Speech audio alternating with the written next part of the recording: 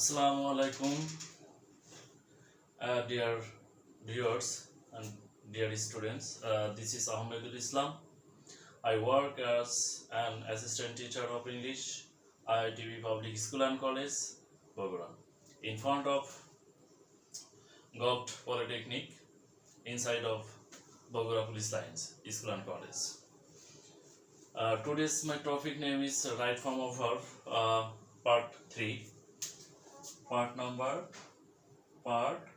3. Already I have finished 1 and 2 parts. Today's my topic name is right form of verb, part 3. So today's my topic name right form of verb and some importance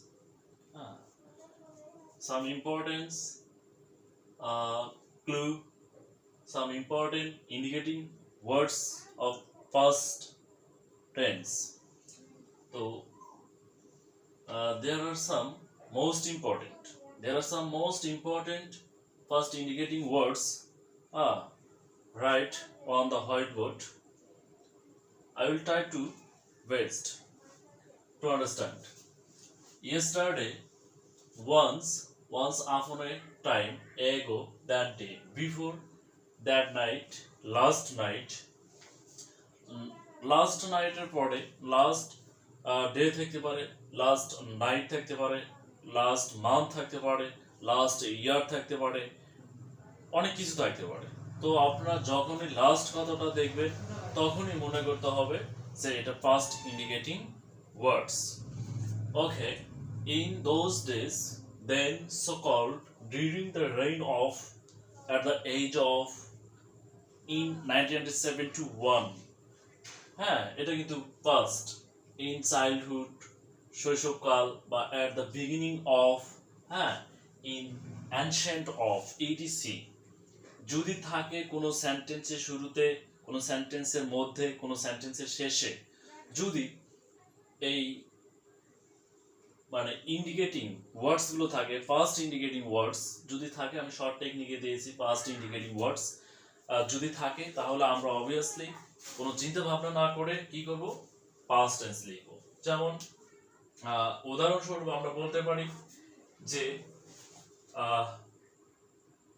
yesterday I came here. এই যে verb two, এটা কি হলো verb two, yesterday। যে yesterday কথাটা যদি সেন্টেন্সের শুরুতে বসানো যাবে, শুরুতে বসালে আমরা এটা একটা কমা ব্যবহার করতে পারি, আর যদি শেষে বসাই, আমরা যদি এখানে ব্যবহার করি, তাহলে আমরা কি করব না, I came here yesterday, এখানে কোনো আমরা কমা ব্যবহার করতে পারবো না। ওকে, তাহলে yesterday, হ্যাঁ symptom of first indicating words, হ্যাঁ তাহলে yesterday যদি থাকে, yesterday মানে তো গতকাল, যেটা পাস্ট হয়ে গেছে। তো yesterday symptom of first indicating words, তো আমরা এটা কি করব, যে সাবজেক্ট আমরা জানি ফার্স্ট টেন্সে গঠন subject plus v2 plus rest of sentence, rest of the sentence মানে বাকি অংশ। তো আমরা সাবজেক্ট i, v2, s, এটা হলো অ্যাডভার্ব, এটা হলো ইন্ডিকেটিং ওয়ার্ডস, তাই না? তাহলে yesterday I come here. ওকে, এখানে দেখেন লাস্ট কি লেখা আছে, লাস্ট নাইট। এখন লাস্ট নাইট থাক, আর লাস্ট উইক থাক, লাস্ট মান্থ থাক, লাস্ট ইয়ার থাক, I came at home last night. I came at home at last week. আপনি যেটা দেন, এখানে উইক দেন, লাস্ট রেখে উইক দেন, অসুবিধা নাই, কোনো অসুবিধা নাই, তাও হবে। উইক দেন, আবার উইকটা দেখে মান্থ দেন, হ্যাঁ তাও হবে, কোনো অসুবিধা নেই। তাহলে কি আমাদের সেন্টেন্সের প্যাটার্ন কিন্তু ঠিকই থাকবে। হ্যাঁ, এটা কি v2, যে Rana came at home last week, Rana came at home last month, Rana came at home last year. In those days. Okay, this is first indicating word. This is first indicating word. In those days, there were no steamship. কি বলছে? There were no. There were এই যে ভার্বটা কি to watch war, তাই না? আমরা first tense use করি আর এ past tense were. There were no steamship, past tense. Okay, I had completed the thesis, okay, before joined the company. কি বললাম যে I had completed the thesis, I had completed my course before joined the company. দেখেন এটা কিন্তু আমরা কি করছি, before আছে। বিফোর কি করে? বিফোর হলো কি পাস্ট ইন্ডিকেটিং ওয়ার্ড। তো আমরা জানি বিফোরের পরে পাস্ট টেন্স হয়, বিফোরের পূর্বে পাস্ট পারফেক্ট টেন্স হয়। ওকে, ডি নাম্বার কি বলছে? Yesterday symptom of past indefinite tense, past indefinite tense বা simple indefinite past indefinite tense যেটাই বলেন। তো এখানে কি আছে? ভি2 আছে। এই যে এখানে ইয়েস্টারডে থাকার জন্য আমরা কি করলাম? হি came here yesterday. Okay, এখন দেখেন আমরা আরো উদাহরণ আছে, অনেক উদাহরণ, যে on upon a time বা ago, হ্যাঁ, on upon a time আমরা যদি দেই যে on upon a time there lived a farmer. ওকে, কি বলবো? এই যে ফিট হয়ে গেল, কারণ অন আপন এ টাইম এটা একটা অ্যাডভার্বিয়াল ফ্রেজ।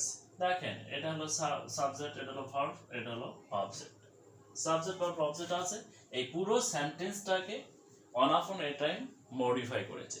অ্যাডভার্ব পুরো সেন্টেন্সকে মডিফাই করতে পারে, অ্যাডভার্ব ভার্বকে মডিফাই করতে পারে, অ্যাডভার্ব নিজে আরেকটা অ্যাডভার্বকে মডিফাই করতে পারে, কোনো অসুবিধা নেই। তো on upon a time there lived a old farmer, যেটা বলেন সেটাই হবে হলো past tense. ওকে, নাম্বার টু এইটা হলো কি? there are some future indicating words write down on the whiteboard. They are such as, for example, যেটা বলেন tomorrow, the day after, the next day, the next month. এই যে the next month, next day, next week, next year, আপনি যেটাই বলেন না কেন সেটাতেই আমরা কি দিতে পারবো? নেক্সট ডেও দিতে পারেন, এখানে নেক্সট উইকও দিতে পারেন, এখানে নেক্সট উইক দেন, কোনো অসুবিধা নাই, এখানে নেক্সট ইয়ার দেন, কোনো অসুবিধা নাই, হ্যাঁ, নেক্সট মান্থ দেন, কোনো অসুবিধা নেই। নেক্সট কথাটা থাকলেই আমরা কি করব? ফিউচার ইনডিফিনিট টেন্স করব।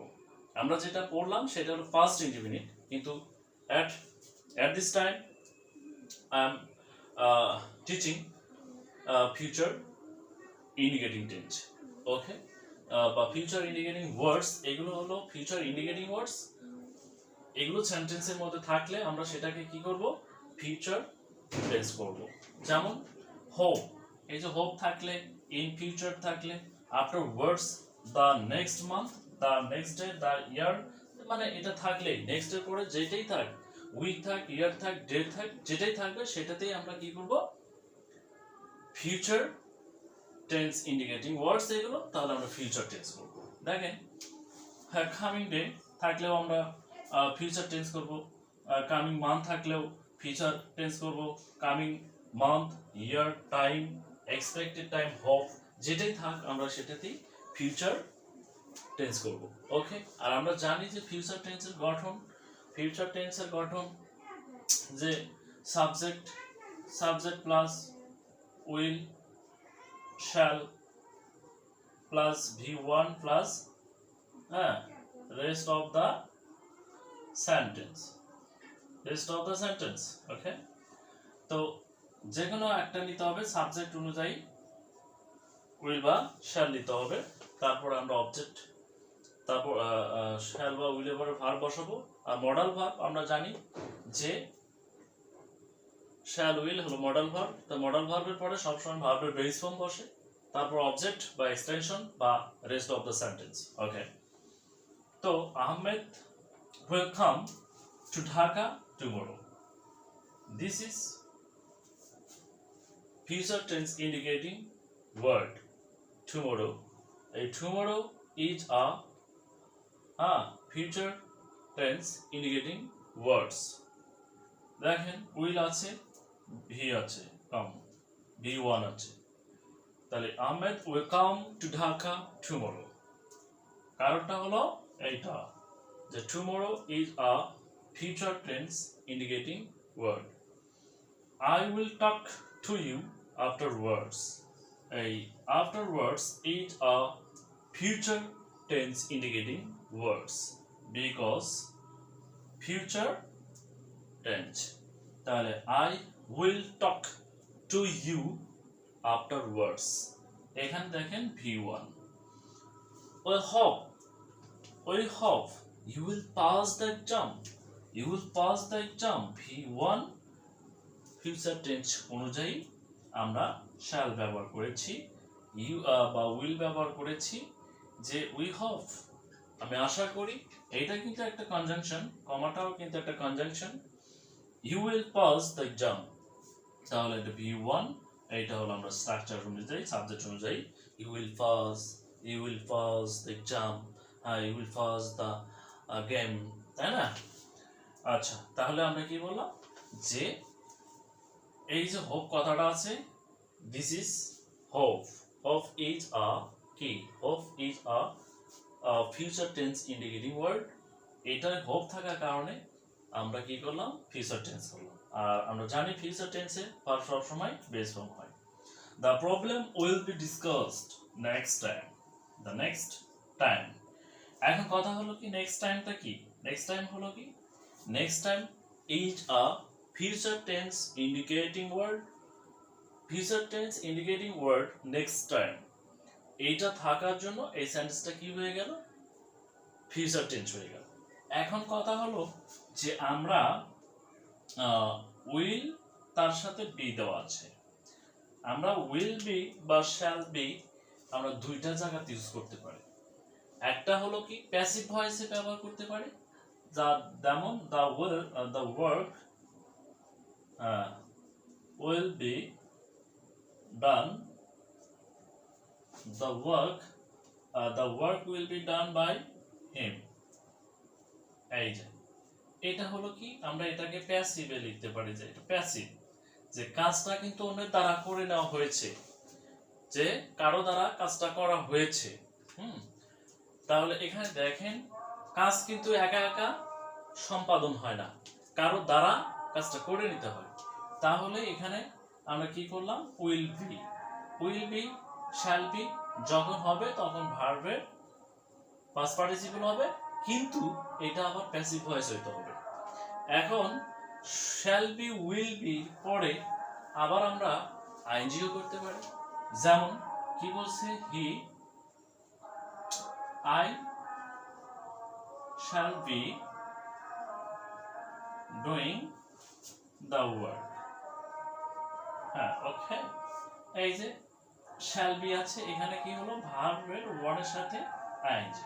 তো এইটা কিন্তু আমরা কি, এটা কিন্তু প্যাসিভ না, এটা আবার কি, এটা হলো অ্যাক্টিভ আছে, এটা কিসের আছে, অ্যাক্টিভ আছে, মানে এখানে সাবজেক্ট নিজেই কাজ করতেছে, সাবজেক্ট আই, এই আইটা নিজেই কাজ করতেছে কি, I shall be doing the work, এখানে সাবজেক্ট নিজে কাজ করতেছে, এটা সেই জন্য সাবজেক্ট যখন নিজে কাজ করে, নিজে স্বয়ং উপস্থিত থাকে, তখন তাকে আমরা অ্যাক্টিভ বলি।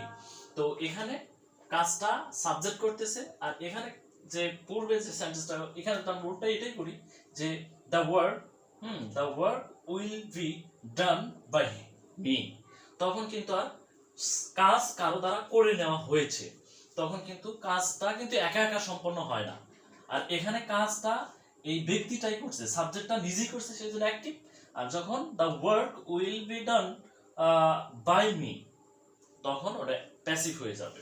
তো আমরা যখন শ্যাল বি বা উইল বি দেখলেই ভার্বের পাস্ট পার্টিসিপল লিখতে পারবো না, কারণ একটা অ্যাক্টিভ দেখায় আর একটা প্যাসিভ দেখায়। আমাদেরকে একটু চিন্তা করতে হবে যে বাক্যটা যদি অ্যাক্টিভে হয় তখন আমরা ফিউচার কন্টিনিউয়াস টেন্স ইউজ করব, আর যদি প্যাসিভে হয় তখন ভার্বটা আমরা অবশ্যই পাস্ট পারফেক্ট টেন্স বা পাস্ট পার্টিসিপল ইউজ করব। তো আচ্ছা, এখানে আরো দেওয়া আছে, তাহলে কি দেখেন, এই যে উইল বি, হ্যাঁ উইল বি, দ্য প্রবলেম কিন্তু একা একা সলভ হয় না, সলিউশন হয় না, কারো দ্বারা করে নিতে হয়। প্রবলেমের তো আর হাত পাও নাই, প্রবলেমের তো কি হাত পাও আছে যে সে একা একা কাজ সমাধান হয়ে যাবে, তা কিন্তু সম্ভব না, কারো দ্বারা করে নেওয়া হয়েছে। তার মানে এখানে সাবজেক্টটা মানে সক্রিয় না, সাবজেক্টটা যে কর্তাটা সক্রিয় না, অন্য কেউ করে দিছে। তাহলে আমরা কি করতে পারি যে the problem will be as a discussed, আমরা ভার্বের ফার্স্ট পার্টিসিপল লিখতে পারি। এখন আমরা সেই জন্যই বললাম যে ভার্বের উইল বি শ্যাল বি দেখলেই আমরা কিন্তু আইএনজি বসাতে পারি না, উইল বি শ্যাল বি থাকলেই আমরা কিন্তু ভার্বের ফার্স্ট পার্টিসিপলও বসাতে পারবো না। আর এইটা ঠিক যে মডাল ভার্ব যখন সেমি মডাল বা পিওর মডাল থাকবে তখন কিন্তু আমরা কি করব, ভার্ব এর বেস ফর্মই ইউজ করব। কি, যখন কোনো সেন্টেন্সের মধ্যে সেমি মডাল থাকবে বা পিওর মডাল থাকবে তখন আমরা ভার্বের বেস ফর্মই ইউজ করব। আর যখন দেখবো যে আমরা শ্যালের পরে, উইলের পরে, মাস্ট পরে, এগুলোর পরে, কুডের পরে, হ্যাঁ যে বি আছে, তখন আমাকে চিন্তা করতে হবে এটা কি হবে, এটা প্যাসিভ আছে, প্যাসিভে যদি থাকে তাহলে ভার্বের পাস্ট পার্টিসিপল হবে, আর যদি অ্যাক্টিভে থাকে তাহলে ভার্বের সাথে আইএনজি হবে, তার মানে ওটা ফিউচার কন্টিনিউয়াস টেন্স হয়ে যাবে। Okay, this is my topics is finished. Okay, Allah Hafiz.